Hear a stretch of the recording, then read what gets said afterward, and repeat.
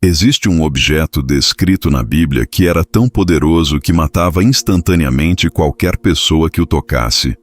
E você provavelmente nunca ouviu falar dos detalhes mais impressionantes sobre ele. Bem-vindos ao Entenda a Palavra. Hoje vamos mergulhar em Êxodo 37, um capítulo que muitos consideram apenas uma lista técnica de móveis antigos. Mas a verdade é que essas páginas escondem segredos sobre como Deus se manifesta entre nós de uma forma que quase ninguém compreende realmente. Estamos falando do local mais sagrado que já existiu na face da Terra, onde o Criador do Universo literalmente habitava entre seu povo. Se você quer descobrir os mistérios bíblicos que podem transformar sua compreensão sobre a presença divina, inscreva-se no canal e ative o sininho para não perder nenhuma revelação que pode mudar sua vida espiritual para sempre. Mas antes de revelarmos o que realmente acontecia naquele lugar sagrado, você precisa entender por que Deus foi tão específico com cada detalhe. E tudo começa com um homem que recebeu o dom mais extraordinário já registrado no Antigo Testamento. Seu nome era Bezalel, e ele foi o primeiro ser humano na história bíblica a ser descrito como cheio do Espírito de Deus. Não estamos falando de um profeta ou sacerdote, mas de um artesão. Um homem comum que trabalhava com as mãos, mas que Deus escolheu para uma missão impossível: construir uma réplica do céu na terra. O nome Bezalel significa literalmente a sombra de Deus, ou sob a proteção divina. Não foi coincidência.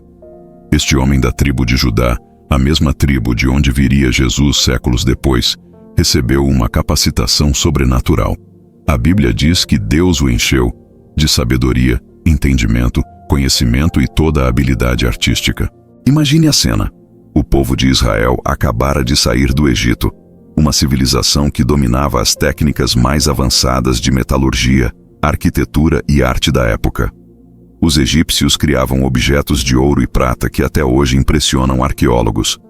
E aqui estava Deus, pedindo para ex-escravos construírem algo que superaria qualquer obra egípcia. Bezalel não era apenas um artesão talentoso. Ele era um visionário que conseguia ver o invisível. Cada martelo que batia, cada detalhe que esculpia, cada fio de ouro que moldava estava conectado a uma realidade celestial.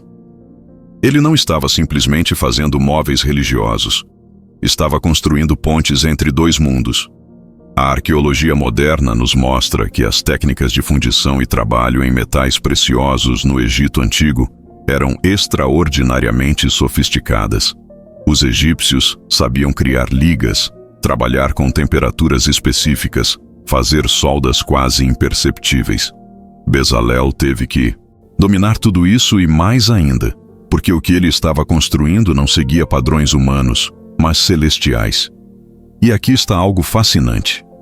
Deus não escolheu alguém que já sabia fazer essas coisas. Ele capacitou sobrenaturalmente um homem comum. Isso nos ensina algo profundo sobre como Deus opera ainda hoje. Ele não procura os mais qualificados segundo padrões humanos. Ele qualifica aqueles que ele chama. Quantas vezes você já se sentiu inadequado para algo que sente que Deus está pedindo para você fazer? Bezalel deve ter se sentido assim quando recebeu as plantas celestiais do tabernáculo.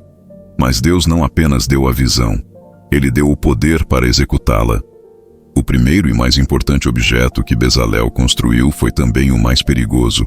Era tão sagrado que apenas uma pessoa no mundo inteiro podia se aproximar dele, e mesmo assim, apenas uma vez por ano. Estamos falando da Arca da Aliança. A arca não era simplesmente uma caixa dourada. Era o trono de Deus na terra. Suas dimensões exatas carregam significados profundos. 2 côvados e meio de comprimento, 1 côvado e meio de largura, 1 côvado e meio de altura. Cada medida tinha significado simbólico. O 2 representa testemunho, o 5 representa graça, o 3 representa divindade. Até os números falavam de Deus. Mas o que mais impressiona são os querubins. A maioria das pessoas imagina anjinhos fofos com asinhas, mas os querubins bíblicos são seres aterrorizantes, guardiões do trono de Deus. Eles foram feitos de ouro batido, não soldado, cada um de uma única peça.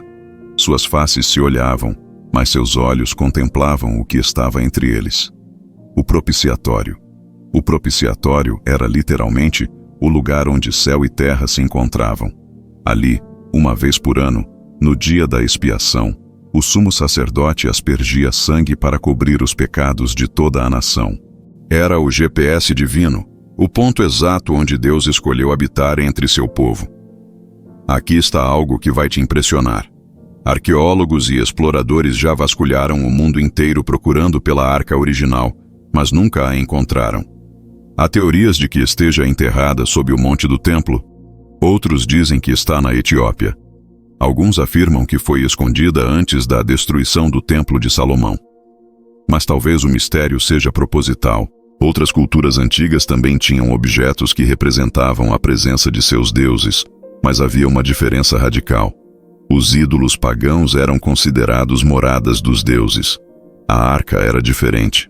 Deus não habitava dentro dela, mas sobre ela, entre os querubins. Ele permanecia transcendente mesmo sendo imanente. E hoje, onde Deus habita? O apóstolo Paulo nos dá uma resposta revolucionária. Vocês são templo do Deus vivo. A arca apontava para uma realidade futura, onde cada pessoa que cresce poderia ser um lugar de manifestação divina. Não precisamos mais ir a um lugar específico para encontrar Deus. Ele escolheu fazer sua morada em nós.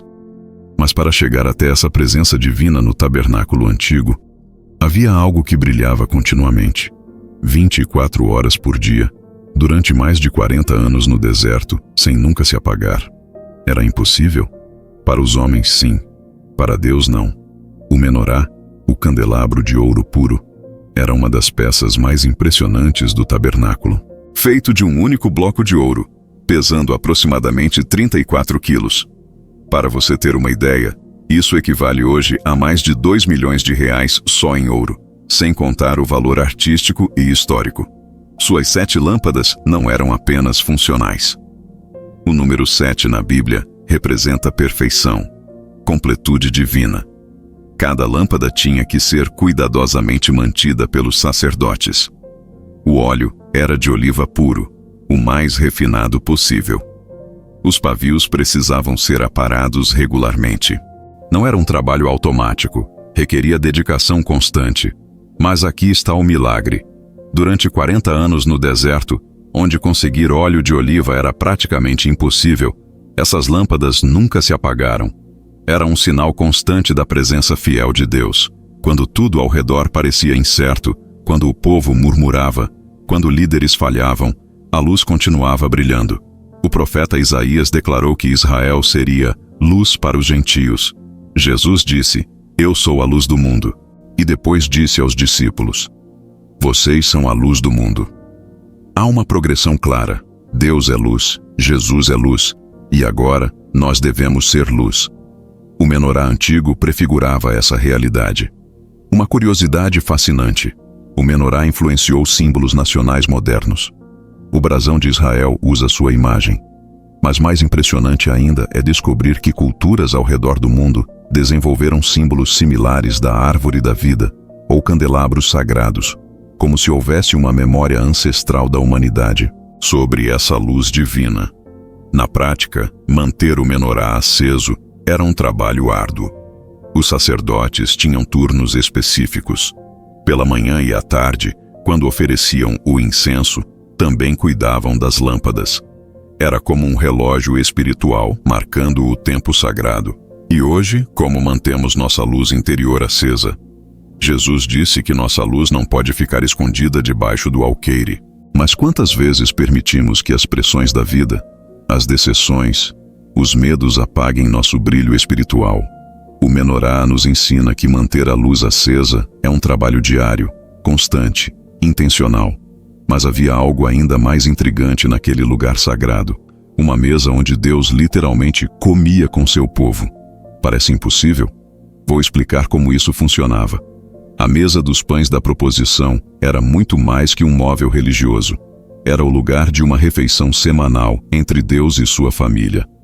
Imagine, o Criador do Universo estabelecendo um horário regular para comer com aqueles que Ele ama.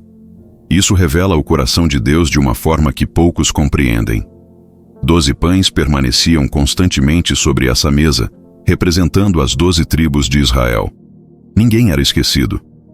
Nem a menor tribo, nem a mais problemática. Cada pão tinha o nome de uma tribo, simbolicamente colocando cada família diante de Deus continuamente. O ritual era específico e revelador. Todo sábado, os sacerdotes colocavam pães frescos na mesa e retiravam-os da semana anterior. Os pães retirados não eram jogados fora. Eram comidos pelos sacerdotes no lugar santo. Era literalmente uma refeição compartilhada com Deus. No Oriente Médio Antigo, compartilhar uma refeição era o gesto de intimidade mais profundo possível. Significava confiança total, aliança duradoura, compromisso mútuo. Quando Deus estabeleceu essa mesa, Ele estava dizendo: eu não quero apenas adoração formal. Eu quero intimidade. Eu quero comunhão. Os pães eram feitos com a farinha mais fina, preparados com dedicação especial. Cada pão levava aproximadamente 4 quilos de farinha. Não eram simples pãezinhos. Eram ofertas significativas, representando o melhor que o povo podia oferecer. E aqui está uma conexão profética impressionante. Séculos depois, Jesus declarou: eu sou o pão da vida. Ele não estava usando apenas uma metáfora bonita. Estava se conectando diretamente com essa mesa antiga. Ele era o cumprimento de todos, aqueles pães semanais, a satisfação completa da fome espiritual humana. Na última ceia, quando Jesus partiu o pão e disse: isto é o meu corpo, os discípulos judeus imediatamente entenderam a referência. Eles conheciam a mesa dos pães da proposição. Sabiam que Jesus estava se estabelecendo como a nova e definitiva refeição entre Deus e seu povo. Hoje, quando participamos da comunhão cristã, estamos ecoando essa antiga refeição divina. Não é apenas um ritual simbólico. É a continuação de um convite milenar de Deus para comermos em sua presença, para experimentarmos intimidade com Ele. Mas todos esses objetos sagrados ficavam em um lugar protegido por algo que poucos sabem que existia, algo que tornava cada oração uma experiência literalmente transcendental. O altar do incenso era a ponte entre terra e céu, o lugar onde as orações humanas ganhavam endereço celestial. Feito de madeira de acácia coberta com ouro puro, ficava bem em frente ao véu que separava o lugar santo do Santo dos Santos. Não era coincidência, era posicionamento estratégico divino. 2 vezes por dia, manhã e tarde, o sacerdote queimava incenso neste altar. Não era qualquer incenso. Deus deu uma receita específica: estoraque, ônica, gálbano e incenso puro, tudo em partes iguais, temperado com sal. E aqui está algo impressionante. Era crime capital fazer essa mistura para uso pessoal. A pena era morte. Por que Deus foi tão rigoroso com uma simples receita de incenso? Porque representava algo sagrado demais para ser banalizado. Cada ingrediente tinha significado. O estoraque vinha de uma resina rara e cara. A ônica era extraída de conchas marítimas específicas. O gálbano tinha propriedades curativas. O incenso puro era o mais valioso de todos, mais caro que o ouro. Pense no custo. Para manter esse altar funcionando diariamente por 40 anos no deserto, onde conseguir essas especiarias raras era praticamente impossível, requeria provisão sobrenatural constante. Cada nuvem de incenso que subia representava não apenas oração, mas milagre de provisão divina. O horário era sagrado, manhã e tarde, coincidindo exatamente com o cuidado das lâmpadas do menorá. Deus estabeleceu um relógio espiritual, momentos específicos quando céu e terra se conectavam através da oração perfumada. No livro de Apocalipse, João teve uma visão do altar celestial onde as orações de todos os santos sobem diante de Deus misturadas com incenso. Não era apenas simbolismo, era a realidade espiritual por trás do ritual terreno. Cada oração oferecida naquele altar antigo estava literalmente sendo apresentada no trono celestial. E hoje, nossas orações ainda sobem da mesma forma? A Bíblia diz que Jesus é nosso sumo sacerdote que intercede por nós. Quando oramos em seu nome, é como se nossos pedidos fossem oferecidos naquele altar eterno, perfumados com o incenso da justiça de Cristo. Mas havia um problema prático gigantesco. Como transportar toda essa presença divina pelo deserto? Como mover um templo inteiro, com todos esses objetos sagrados e pesados, através de terreno árido e instável. A solução era genial e reveladora. Cada peça do mobiliário sagrado foi projetada com um sistema específico de transporte. Argolas de ouro fixadas nas laterais, varais de madeira de acácia cobertos com ouro. Nada podia ser tocado diretamente pelas mãos humanas. Não era superstição, era proteção. A Arca da Aliança tinha varais permanentes que nunca podiam ser removidos. Simbolizava que Deus estava sempre pronto para se mover com seu povo. A mesa dos pães tinha varais removíveis, mostrando que a comunhão com Deus podia acontecer tanto em movimento quanto em estabilidade. O sistema era engenhosamente prático. Os levitas tinham clãs específicos, responsáveis por diferentes partes do tabernáculo. Os coatitas carregavam os objetos mais sagrados, mas só depois que os sacerdotes os cobrissem completamente.